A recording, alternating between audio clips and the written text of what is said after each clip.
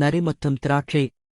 ஒரு வெயில் காயும் பிற்பகலில் ஒரு பசிக்கொண்ட நரி அமைதியான காடுக்குள் உலாவிக் கொண்டிருந்தது. அது சாப்பிட எதையாவது தேடிக்கொண்டு இருந்தது. அதிகாலையில் அது ஒரு திராட்சைத் தொகுதியைப் பார்த்தது. பசுமையாக, இளமையாக, உயரமாக தொங்கிக் கொண்டிருந்தது. அது ஒரு முறை, இருமுறை, திரும்பத் திரும்ப குதித்தது. ஆனால் எட்ட முடியவில்லை. சோர்வும் கோபமும் ஏற்பட்ட நரி நடந்து செல்லும்போது முணுமுணுத்தது. அந்த திராட்சைகள் புளிப்பாகவே இருக்கும். ஆனால் அதற்குள் அது உணர்ந்தது, அது எட்ட முடியாத ஒன்றுதான் அது. ஒழுக்கம். நாம் பெற முடியாததை இழிவாகப் பார்ப்பது எளிது.